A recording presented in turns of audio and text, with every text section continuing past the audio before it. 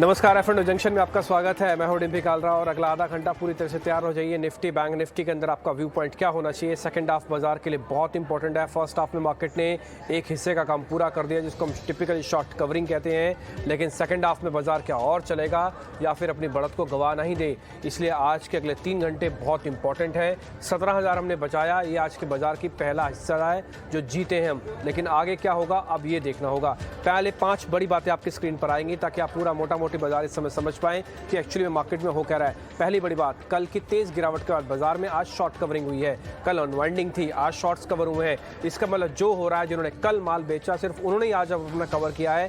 ताज़ा खरीदारी मार्केट के पास नहीं है, ये चीज़ गौर करने वाली है। शॉर्ट कवरिंग टिपिकली थोड़ी कमज़ोर होती है। बैंक निफ्टी के मुकाबले निफ्टी में आज ज़्यादा शॉर्ट्स कट रहे हैं क्योंकि 60% का बिल्डअप निफ्टी बैंक में नहीं कटा बल्कि निफ्टी में कटा, जबकि निफ्टी बैंक में कुछ नहीं हो रहा खास। 17,000 के पुट में बिकवाली हो रही है, ये अच्छी बात है। पहला साइन है कि शायद हम दिन भर में आज 17,000 ना ब्रेक करें, लेकिन 17,000 से नीचे की जितनी कॉल है उन सब में शॉर्ट्स ही कवर हो रहे हैं। कहीं भी 17,000 के ऊपर वाली कॉल्स में आके बहुत एग्रेसिव खरीदारी नहीं हो रही, खासकर 17,200 के ऊपर की कॉल्स में तो बिल्कुल ही नहीं हो रही है। इसलिए शायद आज बाजार सेकेंड हाफ में रेंज का रह सकता है। बैंक के किसी भी शेयर में 1% से ज़्यादा की तेज़ी नहीं है। आज बैंक निफ्टी इसलिए भी नहीं चल रहा क्योंकि कोई एक ऐसा शेयर नहीं जिसका लीडरशिप हो। आज आईसीआईसीआई अगर 1% नीचे है तो एचडीएफसी सिर्फ आधा पौने % ऊपर है, तो कोई भी ऐसा शेयर नहीं है जो कि आज बैंक निफ्टी को आईसीआईसीआई की गिरावट से बचा पाए। एचडीएफसी थोड़ा बहुत ऊपर आया बट उसका इतना ज़्यादा असर पड़ नहीं रहा। इंडिया विक्स 19 के आसपास है, ये एक इंपॉर्टेंट पॉइंट है, इस पर नज़र रखिएगा अपनी स्क्रीन पर। अगर इसमें कोई बड़ी हलचल होती है तो आप फिर ट्रेड लीजिएगा, अगर कोई बड़ी हलचल नहीं होती तो फिलहाल आज के लिए इंडेक्स छोड़े भी जा सकते हैं। खैर आगे हम बढ़े, पहले रिपोर्ट कार्ड देख लेते हैं, यानी कि कल का रिपोर्ट कार्ड क्या कहता है, फिर हम आज के प्रोसेस को शुरू कर देंगे। राहुल शर्मा हमारे साथ जुड़ चुके हैं, उनसे हम बातचीत करेंगे, लेकिन पहले रिपोर्ट कार्ड।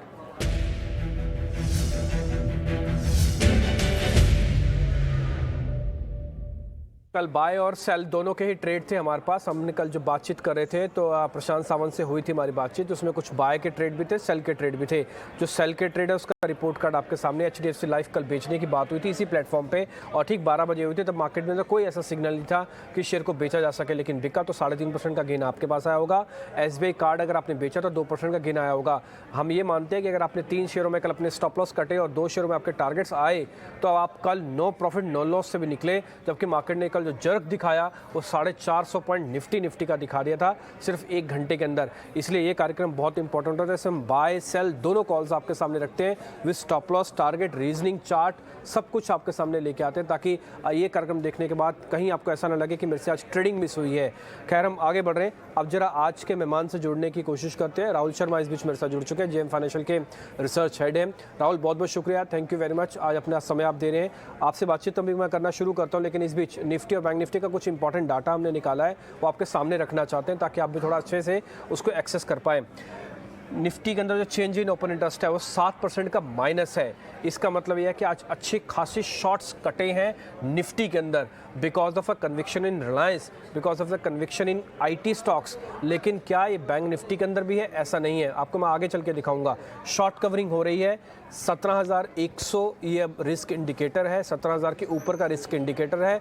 आज हमारी पूरी कोशिश होगी कि 17,000 के ऊपर ही मार्केट क्लोज भी करके जाए, एक अहम पड़ाव होगा। रेजिस्टेंस सपोर्ट से पहले आप एसएमए के लेवल चेक कर लीजिए, 17,284, 17,162। ये जो 17,162 है ना, बहुत क्रिटिकल है। अगर आज मेजॉरिटी ऑफ हिस्सा इसके बाद इसके ऊपर आ जाए सेकंड हाफ में तो फिर आप शॉर्ट कवरिंग भी देखेंगे, 200 भी देखेंगे। अगर आज हमने 17,162 को टेस्ट नहीं किया, नीचे रह गए तो फिर दिक्कत बढ़ सकती है, ध्यान रखिएगा। मैं कुछ इससे ज़्यादा अभी नहीं अब बताने की स्थिति में। रेजिस्टेंस क्या है? 17,200 का ही रेजिस्टेंस है। आज हो क्या रहा है कि 200 के ऊपर की जितनी भी कॉल्स है वहाँ पे कुछ नहीं हो रहा, जो हो रहा है 17,000 की कॉल्स के नीचे की कॉल्स में हो रहा है, वहाँ पे जोरदार कवरिंग हो रही है। 17,000, 17,200 की कॉल वहाँ पे कुछ खास बड़ा हो नहीं रहा। ये हमने निफ्टी का डाटा भी आपके लिए स्क्रीन पे निकाल दिया कि 17,000 के नीचे की जितनी कॉल्स हैं वहाँ पे शॉर्ट कवरिंग है। फटाफट से चलाता है ये 17,200 के अंदर क्या हो रहा है और 17,400 के अंदर क्या हुआ। आगे आते हैं, जरा बैंक निफ्टी का डाटा आपकी स्क्रीन पर आ जाता है, जरा वो भी ध्यान दीजिएगा। बैंक निफ्टी के अंदर -1% का आज ओपन इंटरेस्ट घटा है। इसका मतलब आज शॉर्ट कवरिंग हुई है, वो कम हुई हुई है, इसलिए ट्रेंड को हमने सपाट लिखा है। हमारे लिए आज बैंक निफ्टी का कोई ट्रेंड नहीं है।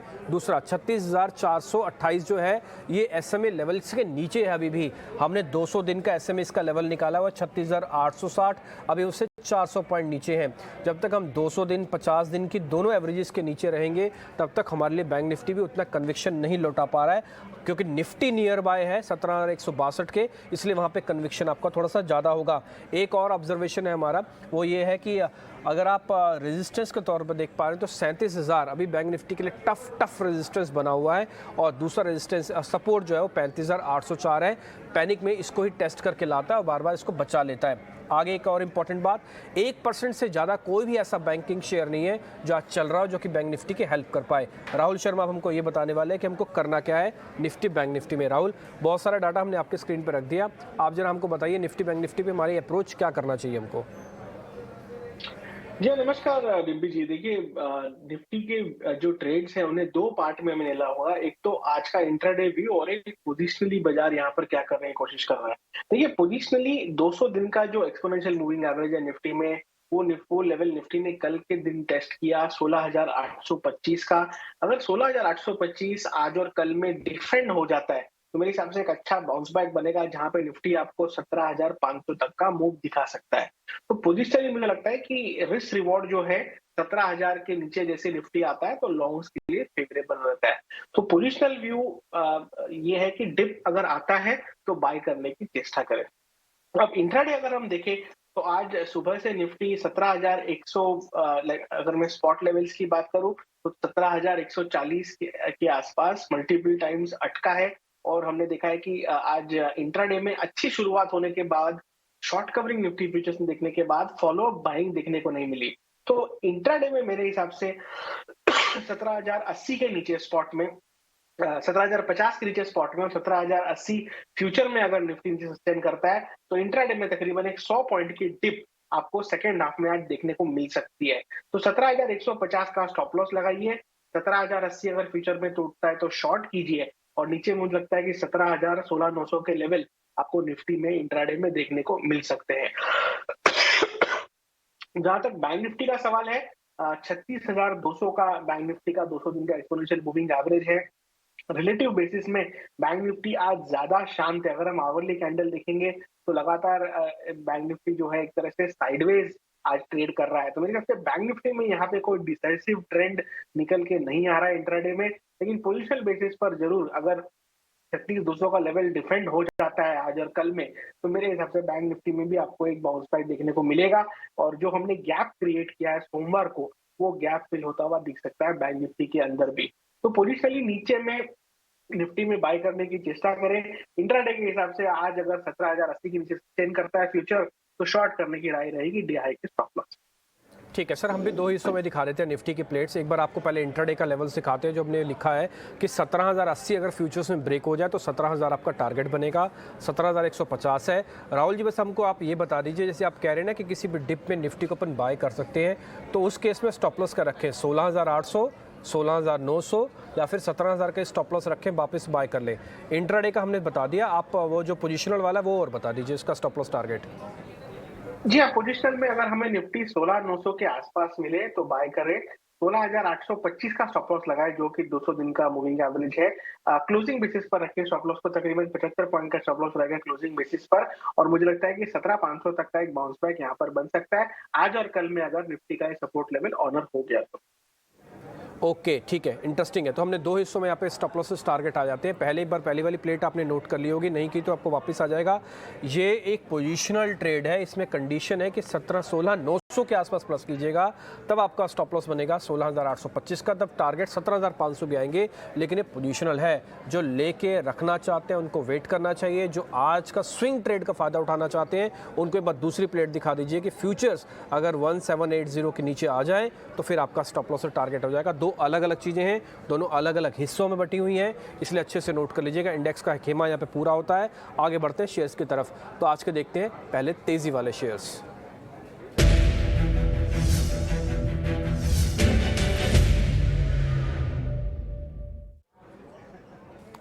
तो आज के तेज़ी वाले शेयर्स में सर जो हमने शेयर्स निकाले हैं, एक तो उसमें इन्फोसिस है, थोड़ा बहुत आईटी के अंदर बाइंग वापस लौटती हुई दिख रही है।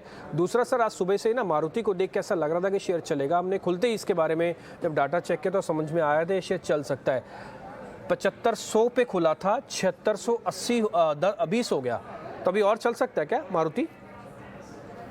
ये देखिए, मैं इन्फोसिस को तो यहाँ पे अवॉइड करूंगा बिकॉज ओवरऑल जो ईओडी डेटा था इन्फोसिस का कल भी लाइक शॉर्ट्स ऐड हुए थे, तो यहाँ पर मैं वेट एंड वॉच करना चाहूंगा। लेकिन मारुति में रिलेटिवली चार्ट यहाँ पर ज्यादा बेहतर है। स्टॉक अपने 200 दिन के मूविंग एवरेज पे ट्रेड कर रहा है और साथ ही में पिछले 3 सेशन से हमने देखा है कि एक तरह से हायर लो का जो पैटर्न है मारुति में बना हुआ है।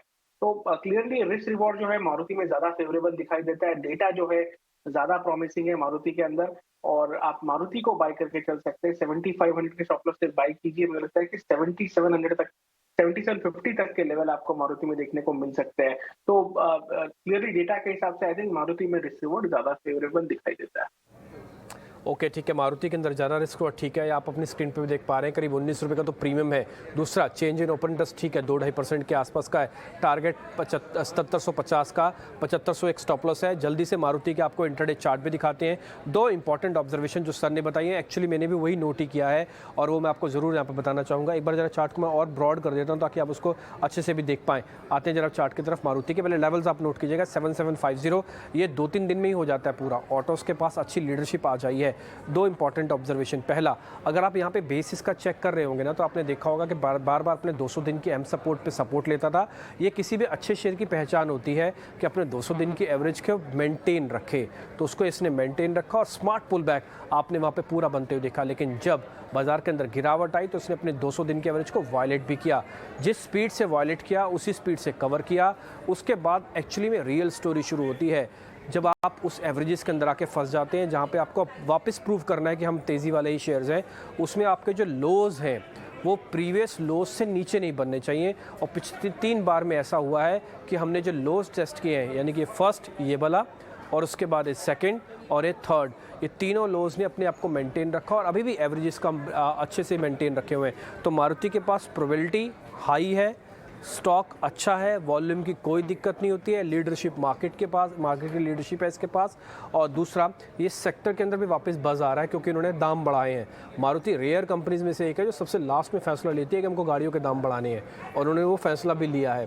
तो फंडामेंटली भी काफ़ी हद तक ये ठीक दिखता शेयर है। 2.5% आज तेज, इस पर आप ध्यान रख सकते हैं। मारुति का स्टॉप लॉस टारगेट एक बार वापस से अपनी स्क्रीन पर आ जाएगा, आप नोटिस कर लीजिएगा। इन्फोसिस छोड़ देते हैं, आगे बढ़ते हैं। राहुल जी, शॉर्ट कवरिंग के 2 शेयर हैं, एक है अपोलो टायर जो हमने ऑटो की एंसिलरी से चुना है, दूसरा है टाटा मोटर्स, यहाँ पे भी शॉर्ट कवरिंग आई है। जरा दोनों के शेयर को चेक कर लीजिए सर। जी हाँ, देखिए, अगर हम डे ऑन डे डेटा देखें तो आज के दिन में भले ही दोनों काउंटर्स में शॉर्ट कवरिंग है, लेकिन पिछले 3-4 सेशन से ओपन इंटरेस्ट जो है दोनों स्टॉक्स के अंदर घटता हुआ दिखाई दे रहा है। यानी कि लॉन्ग अनवाइंडिंग हुई और आज के सेशन में एक तरह से जो थोड़े बहुत शॉर्ट्स थे उनमें प्रॉफिट बुकिंग देखने को मिली है। तो क्लियरली रिस्क रिवॉर्ड के फेवरेबल से आई थिंक अपोलो टायर्स में जो एक तरह से स्पेस है वो ज्यादा दिखाई देता है। मेरे हिसाब से अपोलो टायर में एक बार अटेम्प्ट हो सकता है 200 रुपए का लेवल टेस्ट करने का, तो एक छोटा ट्रेड ले सकते हैं यहाँ पर। 190 के स्टॉप लॉस से अपोलो टायर बाय करें, 200 रुपए का पहला टारगेट रहेगा और 200 अगर निकलता है तो मेरे हिसाब से 205 210 के लिए जगह ओपन होती हुई दिखेगी। तो अपोलो टायर्स में बाय करने की राय रहेगी। 190 के स्टॉप लॉस, 190 का एक स्टॉप लॉस आप रख सकते हैं। अपोलो टायर्स थोड़ा ज़्यादा ठीक है। टाटा मोटर्स अगर आप मारुति में चुन रहे हैं तो आपको जो कन्विक्शन है, जो ज़्यादा अच्छी ग्रोथ, ज़्यादा अच्छा डाटा दिखेगा वो आपको मारुति में दिखेगा। टाटा पावर्स को छोड़ते हुए, टाटा मोटर्स को छोड़ते हुए अपोलो टायर्स ध्यान रखिएगा। 200 205 ये इसका पहले किसी ज़माने में सपोर्ट हुआ करता था, अब रेजिस्टेंस हो गया है क्योंकि 200 के नीचे जब से गया है ना, ये 200 को ही नहीं पा रहा है। लेकिन अगर इस पुल बैक में आया तब भी 200 205 तक ही आएगा। इसलिए शेयर की ना आप तासीर को, जिसको हम कहते हैं स्वाद, उसको चेक करके रखेगा। अगर वो ये शॉर्ट कवरिंग का है तो फिर आपको थोड़ा थोड़ा प्रॉफिट लेना है, अगर लॉन्ग का है तो फिर आपको ट्रेलिंग स्टॉप लॉस लगाना है। 190 आपका स्टॉप लॉस है। जल्दी से चार्ट से आपको मैं दिखाता हूँ कि अपोलो टायर्स में क्यों कन्विक्शन बन रही है कि ये 200 205 वाली रेंज में आ सकता है। कन्विक्शन का रीज़न क्या है आप देख पा रहे हो कि हमने एक चैनल ड्रॉ किया था जिसको हम फॉल कहते हैं टिपिकली। ये उस समय हो रहा था, इस समय कमोडिटीज़ के दाम बढ़ रहे थे। दाम बढ़ने के बाद ये शेयर साइडवेज हो गया। अब ये अपने लोस को ब्रेक नहीं करता, बड़े बड़े सेल कैंडल्स नहीं है, वॉल्यूम का पैटर्न में चेंज हुआ है, साइडवेज हुआ है, एक बार अटेम्प्ट ले चुका है शॉर्ट टर्म की भी कि हम 50 दिन के एवरेज को भी पार कर लें।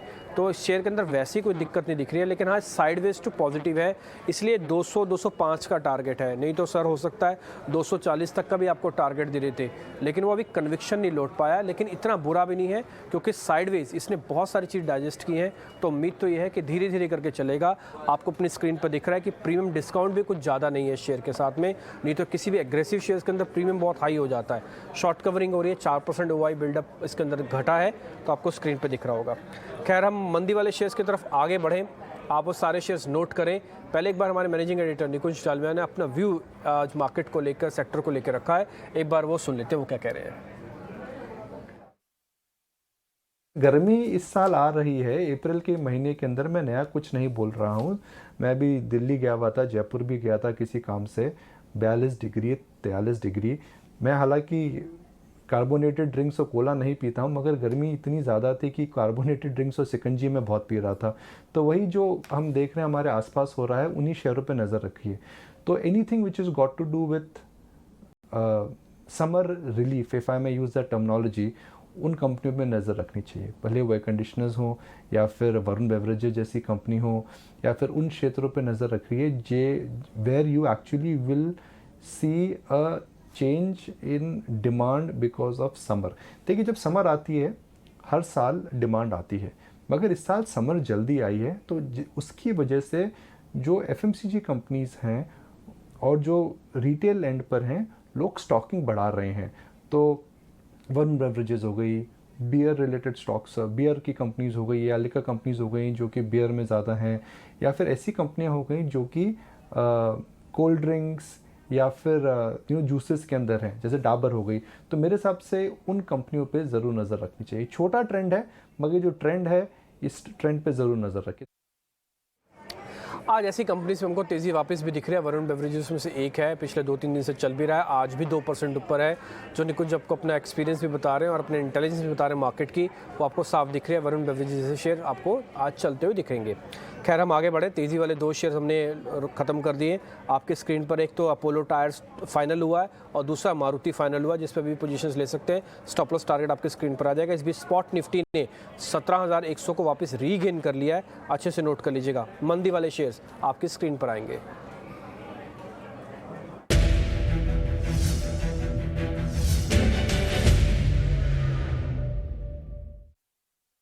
राहुल जी, बजाज फाइनेंस आज थोड़ा कमज़ोर है, और ना केवल आज कमज़ोर है बल्कि 2-3 दिन से इसने कोई पार्टिसिपेशन नहीं किया था तेज़ी के अंदर। कल का एपिसोड अलग बात है, बट वैसे पार्टिसिपेट भी नहीं कर रहा था। दूसरा शेयर है इंडियन होटल्स। खबर यह है कि कुछ इंस्टीट्यूशंस में शायद हिस्सेदारी भी मतलब वो फंड्स में अपना कुछ स्टेक भी खाली कर रहे हैं 2%। इन स्पाइट ऑफ दिस की ओपन अप थीम वाले ज़्यादातर शेयर्स चल रहे हैं, बट इंडियन होटल नहीं चल रहा। आपका व्यू पॉइंट सर? ये देखिए बजाज फाइनेंस में यहाँ पर इंटरेस्टिंग ट्रेड निकल के आ रहा है। देखिए 2 कारण है, एक तो तकरीबन 6% आज शॉर्ट एडिशन हुआ है फ्यूचर्स के अंदर, और दूसरा 7,000 में इसके जो पुट राइटर है, वो जो हाईएस्ट ओपन इंटरेस्ट है वो 7,000 के स्ट्राइक प्राइस में तकरीबन 1300 कॉन्ट्रैक्ट ओपन है। मेरे हिसाब से यहाँ पर बजाज फाइनेंस में शॉर्ट ट्रेड लिया जा सकता है। एक इमीडिएट टारगेट 7,000 का आता है, यानी 60 रुपीज करंट मार्केट प्राइस के नीचे आता है, बट मेरे हिसाब से 7,000 अगर टूटता है तो आपको 6,600 तक के लेवल बजाज फाइनेंस में आते हुए दिख सकते हैं पोजिशनल बेसिस पर। तो बजाज फाइनेंस को शॉर्ट करके चलिए, 2 तरीके से कर सकते हैं। या तो आप इसका 7,000 का पुट बाय करके चल सकते हैं, जो कि तकरीबन 155 रुपए में ट्रेड कर रहा है। 100 रुपए का स्टॉप लॉस लगाकर इस पुट को बाय कीजिए। इमीडिएट टारगेट 200 रुपए का रहेगा, और मेरे हिसाब से अगर 7,000 का लेवल टूटता है तो यहाँ पर आपको तकरीबन 250 से 280 रुपए तक के लेवल्स भी देखने को मिल सकते हैं। तो इस ट्रेड को पार्टिसिपेट करने के लिए आई थिंक ऑप्शन सही रहेगा। 7,000 का पुट लेके आप इसमें चल सकते हैं। ओके ठीक है, बजाज फाइनेंस एक वीक कंटेंडर है जिसको आप यहाँ पे शॉर्ट भी कर सकते हैं। ध्यान रखिएगा, बजाज फाइनेंस थोड़ा मूवमेंट ज़्यादा तेज़ करता है। आप कुछ और करें ना करें, वॉल्यूम ज़रूर कम रखिएगा, ये ध्यान में रखना होगा। अमूमन हम जितने भी शेयर्स आपको दिखा रहे थे ना, वो ज़्यादातर हम डेली बेसिस पर दिखा रहे थे, 1 डे आप देख पा रहे होंगे, लेकिन मैंने बजाज फाइनेंस का चार्ट जानबूझ के आपकी स्क्रीन पर ना आवरली बेसिस का लेके आ रहा हूँ, ताकि आवरली बेसिस पर एक चीज़ नोटिस करवानी है आपको, वो मैं आपको करवाता हूँ। आप थोड़ा पीछे से आके इसको देखिएगा, ये कहीं भी आपको शेयर के अंदर कोई वीकनेस नहीं दिख रही होगी। ये हमेशा से रेड लाइन के मेंटेन रहा और इसने अच्छे से मेंटेन किया, चला नहीं चला, जो भी होता रहा सो रहा। फाइनली अब क्या हो रहा है, आवरली बेसिस पर इसने अपनी एवरेजेस को, जो 200 दिन की एवरेज को कर दिया ब्रेक। ये पिछले कई महीनों का चार्ट है, ये हर एक घंटे की कैंडल बनी होती है, तो आप इससे से अंदाज़ा लगा सकते हैं। और इससे पहले भी ये ऐसा नहीं है कि बहुत आराम से इसने किया, किसी ने मेजरली इसको सेल किया। आप वॉल्यूम चेक कीजिए और आप कैंडल चेक कीजिए, आपको साफ पता लग जाएगा कि किसी बड़े हैंड्स की तरफ से ये सेल ऑफ हुआ शेयर है। तो इसको मेहनत करनी पड़ेगी, वापस स्ट्रॉन्ग हैंड्स चाहिए और कम से कम 200 दिन की एवरेज का सपोर्ट चाहिए, जो अभी तक इसने तोड़ा है और वॉल्यूम के साथ तोड़ा है। तो इसलिए पुट ये काम आ सकती है आपकी। 7000 की पुट है, 155 रुपये में आपको मिलेगी। 200 रुपये आपका टारगेट है, 100 रुपये आपका स्टॉप लॉस है। तो अगर आप कोई ट्रेड लेना चाहते हैं तो ठीक है, अगर आपके पास पहले से शॉर्ट पड़ा है कैरी कीजिए, लॉन्ग करना चाहते हैं रुक जाइए। ये मैसेज बहुत साफ है। आगे बढ़ते हैं सर, इंडियन होटल्स छोड़ दें, कोई ट्रेड नहीं राहुल जी? नहीं, इंडियन होटल्स में स्किप करें। ठीक है, अब आते हैं जरा अनवाइंडिंग के 2 शेयर्स पे। सर इसमें भी जरा चेक कर लीजिएगा, वो है ओएनजीसी और पावर ग्रिड। दोनों सिस्टमेटिकली शेयर ठीक है, बट थोड़ी प्रॉफिट बुकिंग करवा रहे हैं, इसलिए अनवाइंड हो गए हैं दोनों। जी देखिए, जहाँ तक ओएनजीसी का सवाल है, मैं ओएनजीसी को तो यहाँ पर कोई बेनिश नहीं दूंगा, because overall PSC basket, in fact जो ऑयल एंड गैस बास्केट है वो काफी स्ट्रॉन्ग दिखाई दे रही है। इनफैक्ट पीएससी में भी काफी अच्छी तेजी यहाँ पर बनी हुई है। लेकिन पावर ग्रिड की अगर हम बात करें तो इसका जो ब्रेकआउट पॉइंट है तकरीबन 220 का है। तो आई थिंक 220 का एक छोटा डिप यहाँ पर हमें पावर ग्रिड में देखने को मिल सकता है। लेकिन अगर बड़ी पिक्चर की बात करें तो बाय ऑन डिप वाले कैंडिडेट चाहिए। छोटी मोटी अगर अनवाइंडिंग आती है तो कोई मेरे हिसाब से शॉर्ट ट्रेड यहाँ पर लेने की राय नहीं रहेगी। और ओवरऑल जो पीएसई बास्केट है उसमें हमने देखा है कि तकरीबन डेकेडल हाई जो है 2010 के लेवल्स कल के सेशन में पीएससी इंडेक्स ने निकाले हैं। तो ऐसे जब ब्रॉडली इंडेक्स इतना जबरदस्त स्ट्रांगली प्लेस्ड और खास करके ऐसे एनवायरनमेंट में जब निफ्टी ने तकरीबन 1100 पॉइंट का करेक्शन दिया है ऊपर में, तो यहाँ पर इसे power grid in fact PSC basket में कोई शॉर्ट करने की राय नहीं रहेगी। इनफैक्ट अगर डिप मिलता है 220 के पास तो पावर ग्रिड को बाय करें। 200 रुपए का स्टॉप लॉस लगा है, मुझे लगता है कि 250 रुपए तक के लेवल आपको पावर ग्रिड में महीने भर में देखने को मिल सकते हैं। ओके ठीक है, भले हमने शेयर अनवाइंडिंग के निकाले, लेकिन हमने खुद ही आपके सामने बात रख दी थी कि शेयर सिस्टमेटिकली ठीक है, सिर्फ प्रॉफिट बुक करवा रहे हैं, इसलिए कोई ट्रेड शॉर्ट्स का ना रखें, ना ही पावर ग्रिड के अंदर ना ही ओएनजीसी के अंदर कुछ ज़्यादा दिक्कत आएगी। राहुल जी, आपके ट्रेड कौन से है, आपकी ट्रेडिंग कॉल्स कौन सी है? जी देखिए, पीएससी बास्केट से ही रेकमेंड किया। कोल इंडिया में हमें लगता है कि यहाँ पर एक अच्छा ब्रेकआउट लास्ट 2 सेशन में हुआ है। कोल इंडिया को बाय करने की राय रहेगी। 190 का स्टॉप लॉस लगाई है। मुझे लगता है जो पीएससी बास्केट की हम थोड़ी देर पहले बात कर रहे थे, यहाँ पर कोल इंडिया जो कि एक हैवी वेट है, आई थिंक अच्छा पार्टिसिपेशन दिखा सकता है। 10% अपसाइड के लिए कोल इंडिया बाय करने की राय रहेगी। ओके ठीक है सर, एक ही शेयर देंगे कोल इंडिया बस? जी हाँ, यही की रिकमेंडेशन है। कम कीजिए ट्रेड में, लेकिन बेहतर ट्रेड कीजिए। राहुल जी मैसेज साफ देना चाहते हैं। कोल इंडिया, इस पे आप ध्यान रखिएगा, 220 का ट्रेड है। अच्छा, फिर एक शेयर मैं आपको बताता हूँ सर, दोनों में से जरा चेक कर लो, M&M और ल्यूपिन, दोनों में से कुछ आप ऐड करना चाहते हैं? ल्यूपिन और M&M ये तेजी वाले शेयर हैं हमारे। जी हम लोग देखिए, M&M में जो इनहेरेंट स्ट्रेंथ है वो काफी जबरदस्त है। मेरे हिसाब से ये स्टॉक 920 के लेवल्स लगाने के लिए तैयार है।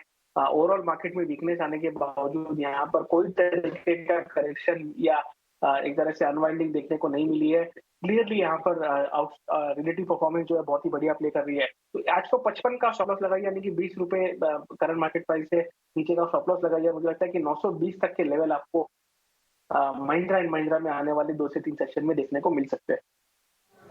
ओके ठीक है राहुल जी, बहुत बहुत शुक्रिया, थैंक यू वेरी मच आज कार्यक्रम में जुड़ने के लिए, बताने के लिए अलग अलग स्टॉक्स में समय क्या किया जाए। बहुत बहुत शुक्रिया, थैंक यू वेरी मच कार्यक्रम का हिस्सा बनने के लिए। फिलहाल इस कार्यक्रम से इतना ही। एक